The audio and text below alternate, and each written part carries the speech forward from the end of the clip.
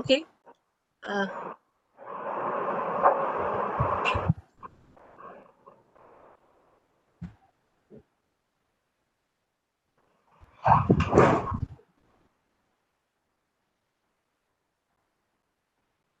Okay. Mm. Our next speaker is Professor Bhupen Sharma. Professor Bhupen Sharma is currently a professor at the Amiya Kumar Das Institute of Social Change and Development. He has also headed this institute from 2012 to 2018. His areas of interest are political economy, governance, and agrarian studies, specifically in the context of India's Northeast. Professor Sharma has contributed a good number of academic works, including books and papers that are published in many journals. Uh, Professor Bhupen Sharma is going to speak on custom and the constitution, women in the cultural fabric of India's Northeast. Sir, please. Okay, good afternoon, everybody. Good afternoon. In Very good fact, afternoon. yeah, I am not an expert on gender studies as such, nor I am a legal expert to give very, kind of authoritative comment on the particular subject today we are going to discuss. Nevertheless, as a student of political science, I'd like to share some of my observations and concerns with the audience today. Well, generally, what do we mean by sexual harassment? In the common perception of sexual harassment is that it is unwelcome sexual behavior that offensive, humiliating, or inhibiting. Intimidating. It can be written, verbal, or physical, and can happen in a person or online. Well, I don't want to go into this kind of a mechanical understanding of the concept of sexual harassment. My previous speaker in her keynote address, she has very beautifully and very nicely pointed out many fundamental questions. And I do broadly agree with her. Taking clue from her presentation, actually, my previous presentation, I'd like to focus on some of the questions which are more or less in the similar, which the questions that I'd like to actually address are more or less similar to the previous presentation broadly. I'd like to start with raising some of the basic questions that we need to generally address. My first question is that going by this kind of an understanding of sexual harassment, what is generally given to us, can we really address, different forms of sexual harassment in isolating from patriarchy, that is the socially constructed power relation based on gender? Is it possible to address this kind of, sexual harassment or whatever, that kind of general understanding of sexual harassment that is given to us? My second question is that why does it happen in almost every workplace, including the educational institution? My third question is that the laws or the legal protections which are necessary to prevent sexual harassment. But are the legal provisions alone sufficient for providing a safe, secured place of honor, or to maintain dignity of the women in their respective workplace? And my last question, can every harassed woman have access to the legal provisions available for her? What about the poor working woman who has been continuously harassed at her workplace by her employer? Can she really approach the legal court of law or try to get legal protection? Probably in all of us we know, yes, legal provisions are there, legal protectionism is there. Nevertheless, overwhelming majority of the common women cannot reach, or cannot avail the legal protections which are ideally or which are, I mean, what I can say, legally made available to her. There are many reasons why they cannot access these provisions. generally available. Therefore, I would like to address this question, you know, more or less a gender question in a larger social context, particularly in the context of India's Northeast. And therefore, as the title of my presentation is Customs and the Constitution, Women in the Cultural Fabric of India's Northeast. If we look at particularly, the overall context of Northeast India, what is there? Very interestingly, what I'd like to focus on some sort of constitutional asymmetry that has been created in the name of protection of our customs, traditions, or the kind of social practices associated with different ethnic communities of this region. As you all know, Northeast region means largely or overwhelmingly, it is a society of different ethnic communities. Therefore, I'd like to address the questions, some of the basic questions pertinent to the gender question, and focusing on the specific characteristics of the Northeastern society in general. What I refer to as constitutional asymmetry, if I start with that, there are two major types of constitutional asymmetry, which are very visible in context of the Northeast. The first one is, as sorry, as all of us we are aware, we know that in case of Nagaland specifically, Article 371A, it has provided certain, the Constitution has made certain special provisions for Nagaland. For general purpose, I'd like to just, read out Article 371A for the state of Nagaland, what it states that no act of parliament in respect of A, religious or social practices of the Nagas, 2, Naga customary laws and procedures, 3, administration of civil and criminal justice involving decisions according to Naga customary laws, 4, ownership and transfer of land and its resources shall apply to the state of Nagaland unless the Legislative Assembly of Nagaland by resolution so decides. Therefore, what we have seen that Indian kind of condition for the state of Nagaland. Similarly, if we look at another major component of what I generally call as a kind of constitutional asymmetry is the provision of Sikh schedule in the Constitution of India. The philosophy is the same. It is also essentially to protect the customs, traditions of different ethnic communities living in the Northeast India, particularly the hill societies. Now, if you look at the whole philosophy of this constitutional asymmetry, it was very simple. At the dawn of independence, as we all know, that the Indian nation state basically tried to integrate the Northeastern societies with the nation state.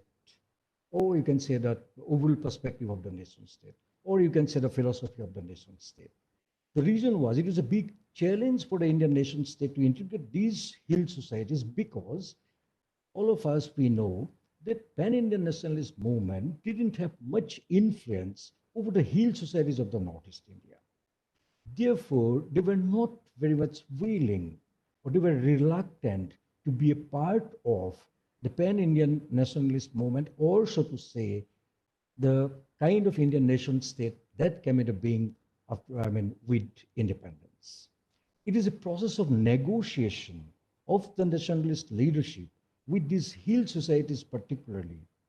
Therefore, what we find that kind of constitutional asymmetries in the form of Article 371A particularly, and that is in case of Nagaland, and in case of other hill societies such as Mizoram, then Meghalaya, then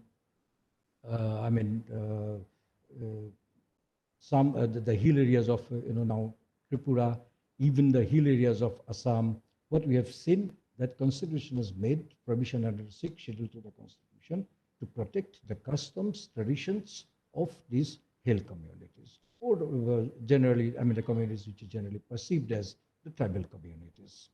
This constitutional asymmetry is a result of that kind of a political negotiation of the nationalist leadership with these hill communities of, I mean, particularly the hill communities. And later on, the similar provisions were extended to some of the plain communities. For instance, what we have seen in case of the boroughs of, plains of the Brahmaputra Valley. What is a point here I'd like to make? If you look at these constitutional asymmetry was necessary to integrate the voice of dissent of the hill societies with the Indian nation state, no doubt. But this process of integration, the price that we had to pay was that it is a sort of compromise with the old patriarchal traditions and customs associated with the hill societies.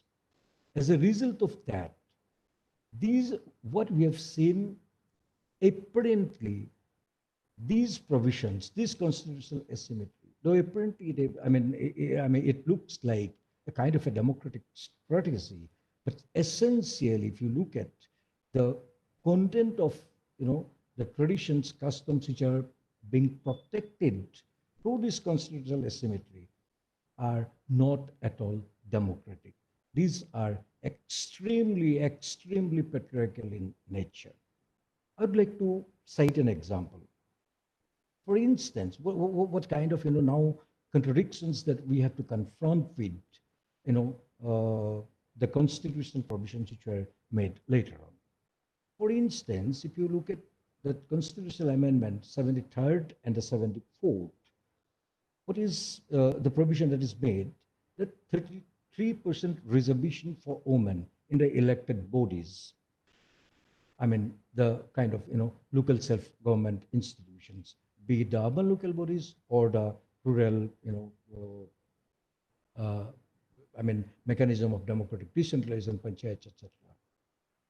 These amendments were made in early 1990s, but if you look at the constitutional bodies such as the autonomous district councils made under the 6th schedule to the constitution have that kind of provisions for reservation of women. For instance, any autonomous district council, you do not have any provision for reservation of women. I'm not talking about the autonomous district councils which were created in 1952. But if you think of the autonomous council that was created in 2003 in case of the BTC, Borderland Territorial Council, that legislation was passed in 2003, that is after 1 decade of constitution, 73rd Amendment of the Constitution. Even then, you do not have that kind of provision for reservation of women in the Autonomous District Council. I do not know what prohibited the decision makers or the parliamentarians to make that kind of provisions. I mean, to incorporate the provisions of 73rd Amendment of the Constitution or 74th Amendment of the Constitution in the autonomous district councils. This is one aspect I'd like to point out. How actually the entire, administrative, in the constitutional mechanism for, that matter, how it is patriarchal in nature, where we have failed basically to address the question of patriarchy that is inbuilt in the constitutional mechanism itself. Second, I'd like to point out very important aspect. While 74th Amendment is not applicable for Nagaland, for the rural societies of Nagaland, as you all know, this Article 371 is there. But when the state attempted to implement the provision of 74th Amendment to the Constitution to provide reservation for women in the urban local bodies, what happens then? Everybody, particularly the patriarchal society of Nagaland, tooth and nail opposed implementation of 74th Amendment, that is, making reservation for women in the urban local bodies. Why? They say that it is contradictory. It is in, the 70 Article 371A doesn't allow us to implement the provisions of 74th Amendment to the Constitution, because the 74th Amendment of the Constitution is basically, it violates the basic norms, the social customs and traditions of the Naga society. Therefore, the Naga society, even some of the very prominent civil society organizations of Nagaland, also vehemently opposed implementation of 74th Amendment in Nagaland. With these two examples, I'd like to just, emphasize on the point that the society in general, the legal provisions, the constitutional provisions are also not free from the biases, not free from all sorts of patriarchal biases. When we talk about the northeastern societies, we have different kind of notions, prejudices, rather I would say some sort of, myth, so far as the question of gender is concerned, so far as the position of women is concerned. For instance, generally it is perceived that the northeastern society is a very liberal society. Here, position of women is almost with the position of male. There is no discrimination, etc., etc. But what I'd like to basically argue that these are basically some kind of myths. There are many different forms of different ways of discrimination against women. Simply what I would like to emphasize on, if the overall society is not free from the patriarchal biases, how can you expect the woman to be safe, the woman to be secured, the woman to be protected in her workplace, be it an educational institute or any other workplace for that matter? Basically what is wrong with our society is a kind of the whole process of socialization, the process of construction of gender, which is basically a kind of, definitely is a social construction, is a social processes. Therefore, my submission is that when legal provisions are there, when judicial provisions are there to protect women from all sorts of discriminations, the fundamental question is to democratize the society. The fundamental question is to minimize the patriarchal influences over the social fabrics, over the cultural fabrics, over the social norms, over the customs, traditions, everywhere. And probably such larger questions, to address such larger questions, the legal judicial provisions are necessary but not sufficient. What is then sufficient? I don't want to make any exclusive list or to say that this is sufficient or this will, serve the entire purpose.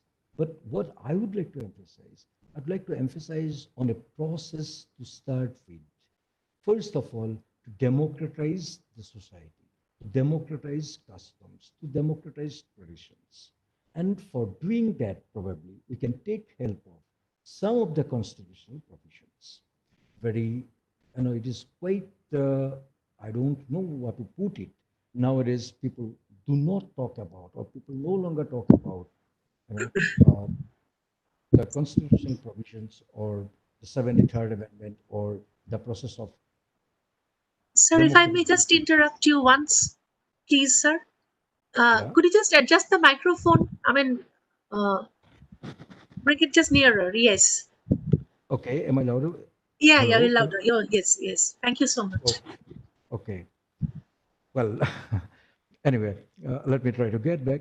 So what I'm simply saying that nowadays, people simply don't talk about what is generally available. I mean, what is generally available with us. For instance, the whole process of democratic decentralization, the 73rd Amendment to the Constitution, it provides you some opportunities to democratize the society, to democratize the decision-making process at the grassroots.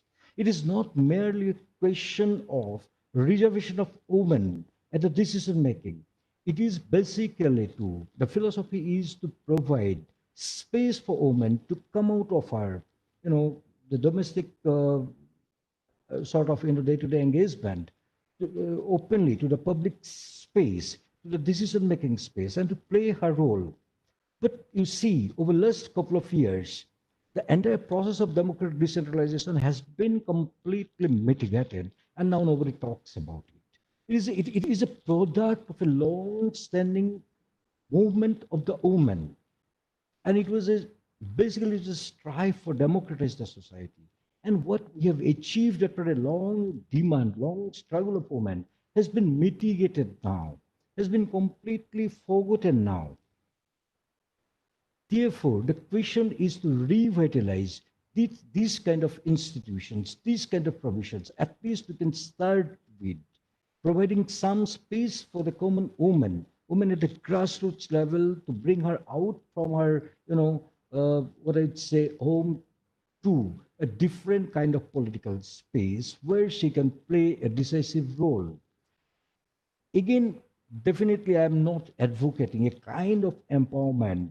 I mean, in the name of empowerment, what we are trying to do, we are encouraging a woman to play, or we are encouraging a woman to become an patriarch. No, it is not, kind of empowerment I am talking about. I'm talking about democratization, where the woman has to be given adequate space to play her role as woman, to make her position distinct, to command her, respect, or to make the society better, a living space for all, to assert herself, or to say, to establish, kind of equity between male and a female. And that was a kind of constitutional provision which was available for us, and now we have almost ignored it. And I don't know the reason for what actually we are not talking much about it. Second concern is that if you see the kind of right-based movement that the country has experienced for a long period of time, and these right-based movements were basically, for to assert right of the woman. We have seen different kind of right-based movements. I mean, it is not only a male-female kind of, dichotomy I'm talking about. For instance, even the, your third sex or even LGBT movement and all these kind of movements.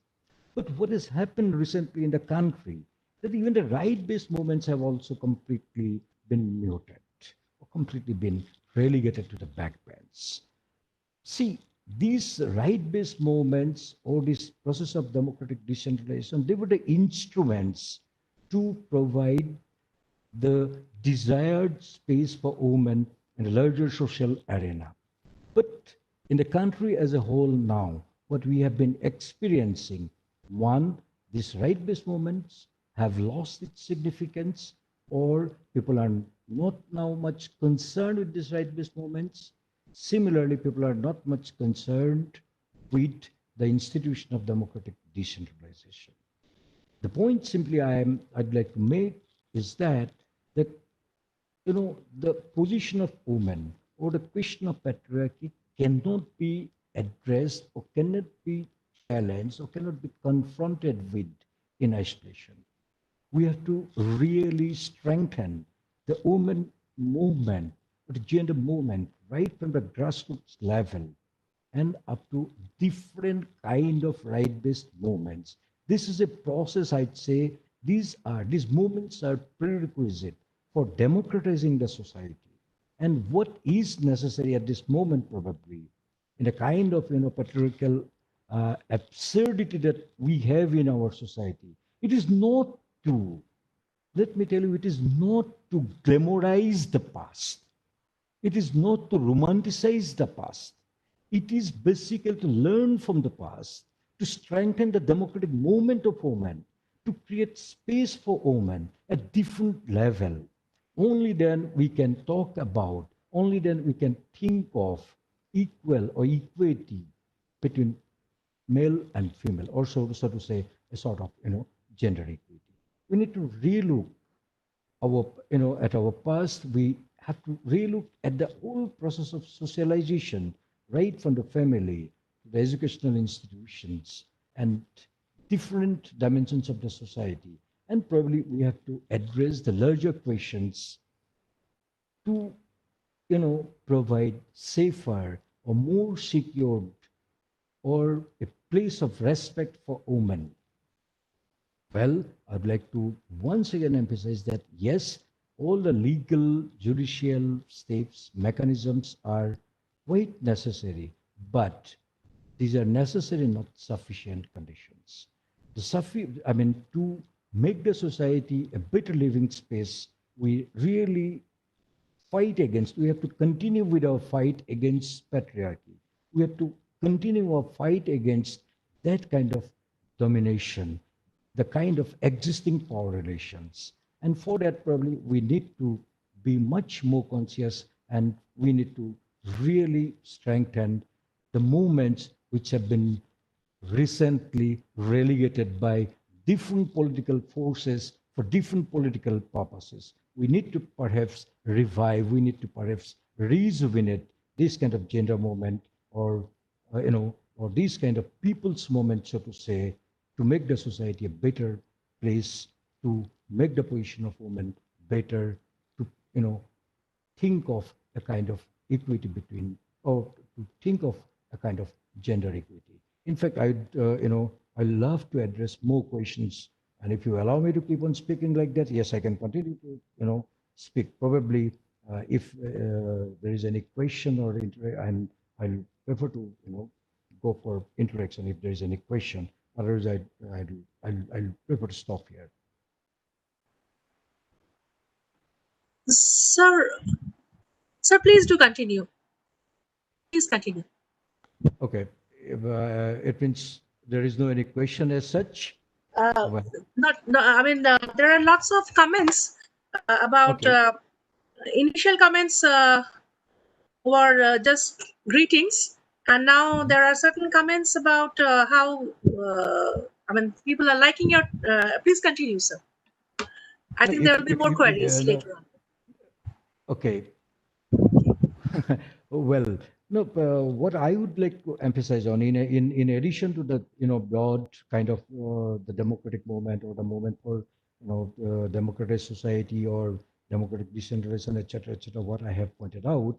But if you look at the nuances, if you think of the customs and traditions of every society, particularly the hill societies, which are apparently very, very, liberal society. But if you look at, for instance, I'd like to, talk about very many different customs associated with the hill societies, particularly, where the position of women has always been denied in the decision making.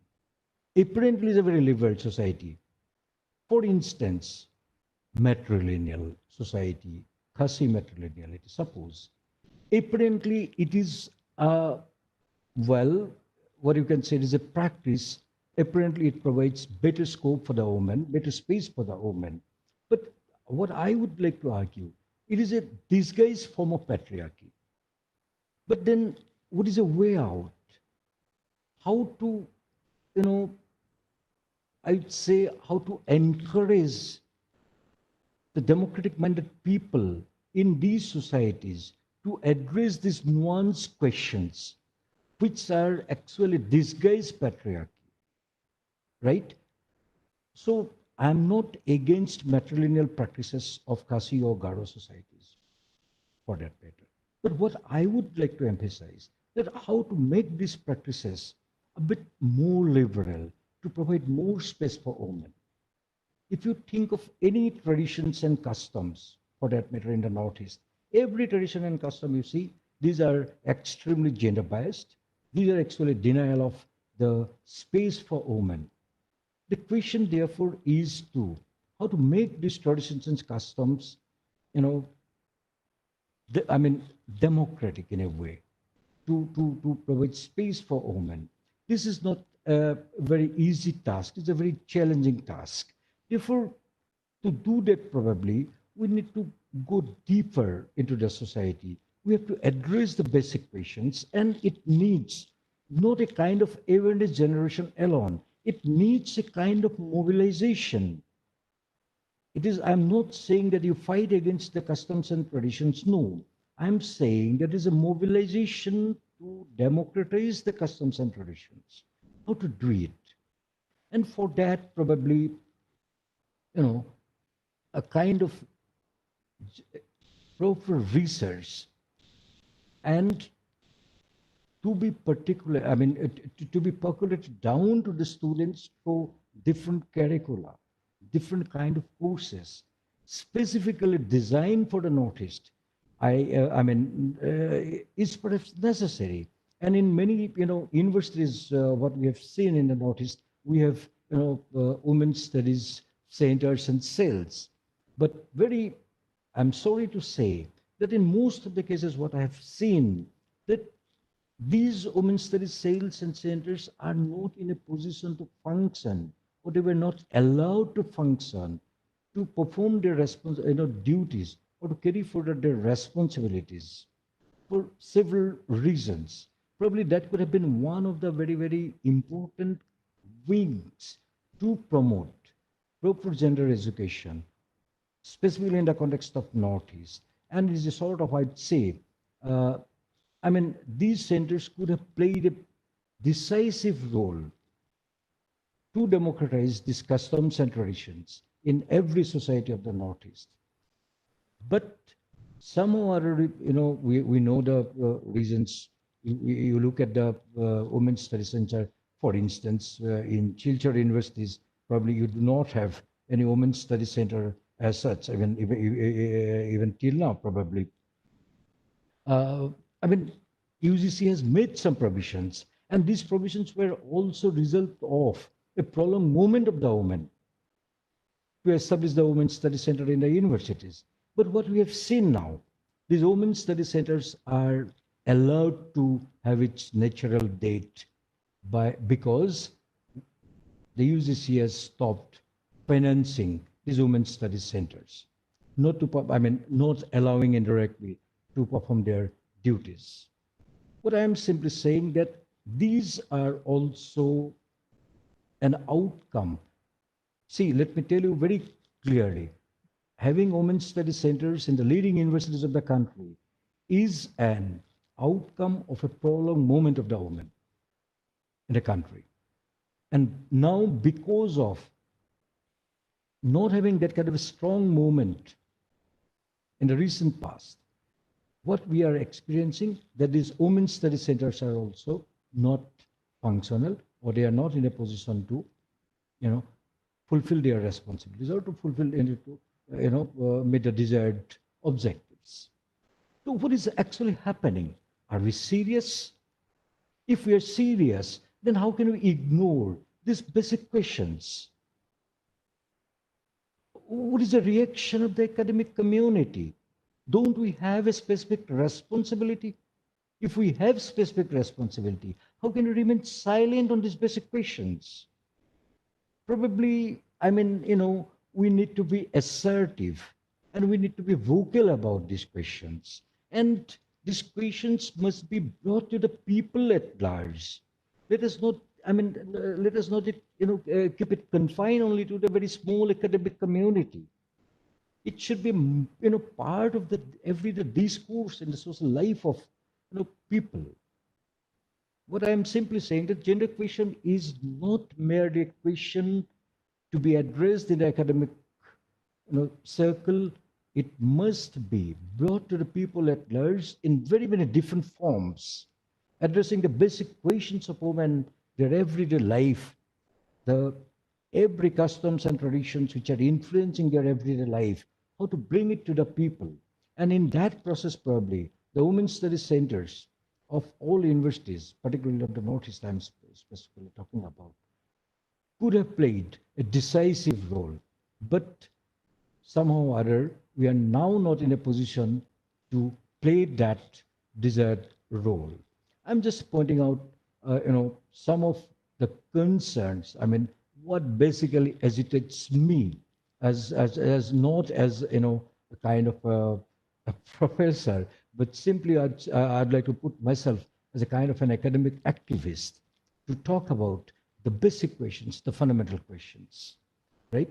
So what I would like to actually appeal, I'd like to take this opportunity to appeal the academic community, my students' brains, to think deeply, to address these questions, probably to address the deeper questions, right?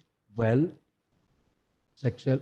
See, sexual harassment can take place in very many different forms. And you cannot have an answer to sexual harassment until and unless the larger society is democratized, until and unless the larger society is, sensitive enough to the question of women, to these nuanced questions of women, particularly I'm talking about. And these are integral part of democratization of the society as a whole. Therefore, my final submission is that we need to, work for democratizing the society as a whole. If we are serious about the basic gender questions, if we are serious about providing a safe, secure, respectable position for women in their, not only at their workplace, educational institutions, and in every walk of life, in every sphere of the society. Well, thank you very much. I think I should conclude here. Professor Sharma, I have a question for you. Yeah. Yeah. So first of all, I would like to thank you for accepting our invitation to to be a speaker in this event.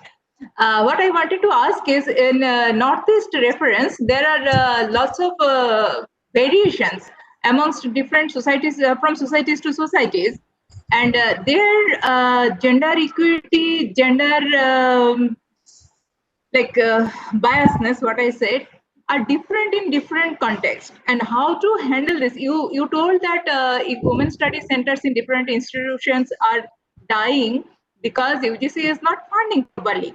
But in this scenario, how you are an active researcher in this field for a long time, so how can we handle the situation? Because as I understand, if we cannot inculcate that very feelings or thought in our own consciousness, then it never reflects in the society.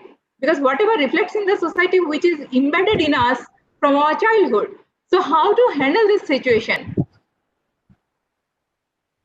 Hello. Audible.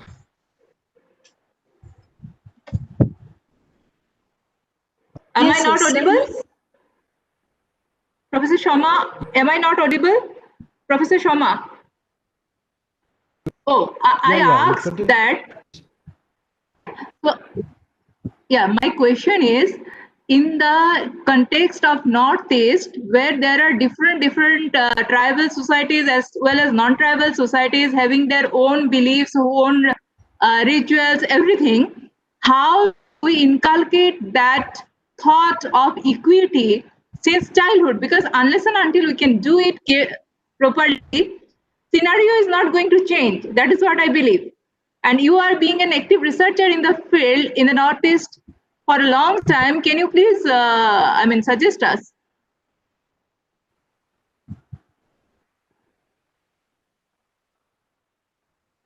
Yes, definitely. It's a much deeper question than what it appears to be. What I'm simply saying, I try to convey that at the time of making of the constitution itself, the kind of constitutional asymmetry we created in the form of Article 371 or in the form of what it says in the constitution, the kind of compromise we have made with the traditions and customs, right? These traditions and customs are extremely patriarchal in nature.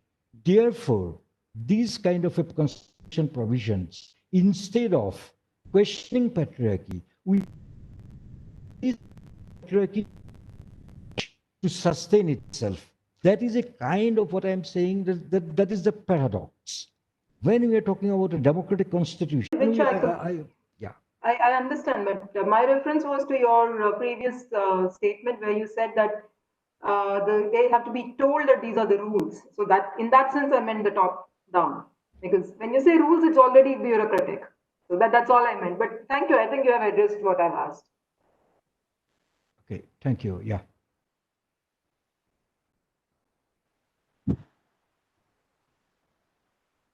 Thank you, Madhurima ma'am, for a very pertinent question. Lots of comments here. Most of them are really appreciating your your talk. The symposium is a very good initiative. Dr. Anjali Kulkarni from Tata Institute of Social Sciences, she has a couple of questions. She asks, what is your opinion that the gender sensitivity should be part of school syllabus and training should start at an early age? That is Dr. Anjali Kulkarni from KISS. Gender sensitivity should not Part of school have an. syllabus, she is, De- starting at an early age. What yeah, is your take on no, it? That is what is her definitely, question is. definitely. What I would say that it should start even before that, at the family level, At the family level. right from right at the moment of birth of the children. I mean, whether it is a boy Yes. or a girl, birth of the child itself, Right. because we construct gender from the birth itself, right? Absolutely. Absolutely. So As the previous speaker, Madam Godbole, she also, Dr. Professor Godbole, she also said that charity begins at home. you Right? should start at. I mean, if you wait till the school age, it is too late. It's too late. It's too Yeah. late. Okay. Uh, Anushua Chatterjee, she asks, women are taught to be subtle and docile, and this is going on for generations. Uh, how to bring about a change in the mindset? See, I also already have replied to that kind of a question. I Yes, you don't have. believe in changing mindset of the individuals. It is just No, kind of I mean, I guess she is asking about the collective mindset, not the individual mindset. well Collective, for that yes, for that what I am saying that if you can create the kind of environment, right, that individual yes. will be automatically influenced by that environment. Benefited, and yes, yes, sir, Obviously, yes, yeah. sir, yes, sir. Um, Bikash Dash, universities and institutes have outreach program for and NGOs should be involved. In this way, we can think of women empowerment and lack of uh, this. This is not really readable. Okay, women empowerment, lack of gender. Abolition of gender biases through outreach programs, awareness programs. This is one of the suggestions. What is the And problem here? You see, just a minute. What is the problem here yes, that we need to be extremely careful here on that one question? What is yes, empowerment? Right? Most of the cases, what happens, even I mean, the so-called agencies like NGOs, they are not clear what is what is empowerment. For exactly. them, woman empowerment means an woman, behaving like a man is an woman, is an indicator Yes, of empowerment. yes, This is a kind of yes, very peculiar kind of notions, and this is not empowerment. yes, Right? yes, yes. Uh, then again, Professor Kulkarni, she informs that creating gender sensitivity, especially in rural areas, they have done in Maharashtra through several projects. Her query is about what is happening in the Northeast. In the I guess. Northeast, actually, particularly in the plains, the process that was initiated, right, at least through this, what I'd say, the movement for democratic decentralization, Panchayat Raj institutions. And that was one very effective mechanism, what I'd say. Now, all of us, we know, it is almost Mariwari institution, it is almost defunct institution now. It has become a kind of extreme, den of corruption of the grassroots political activists. Therefore, we have failed with this kind of mechanism. We need to revive. We need to strengthen it.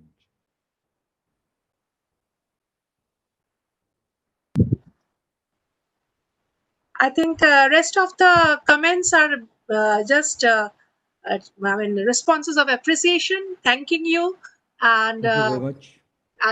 on behalf of the organizers, I personally thank you very much for your talk and for illuminating our minds. Thank you Well, so much. thank you for providing me the opportunity. Thank you. Very much. Thank you, sir, for sparing time out of your busy schedule and delivering a very important talk. I think participants must have got something from your talk. And yes, oh, thank you, Mohu Gupta madam, for nicely coordinating both the talks of the morning session. Thank you for giving me the opportunity, Niharda. It's really, we look forward to have you more in tomorrow. We are having some programs also. I will be very glad to participate. Yeah, we'll get in touch.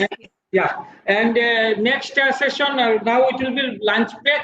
Of course, everybody will have their lunch at their respective places. We'll also have. So now we'll be there in the lunch and resume our session at 3:30. There will be two talks, one by Professor Kalpana Sharoti on impact of workplace environment on mental health of women. I think it is a very interesting talk. And followed by talk of Dr. Nandita Narayan on post-COVID workplace, new challenges for women. Post-COVID workplace, new challenges for women. So we'll be joining at 3:30. Dr. Sudeep Chaudhary will moderate this session. So, Mohua madam, thanks a lot again. Yeah, thank you so much. Thank you.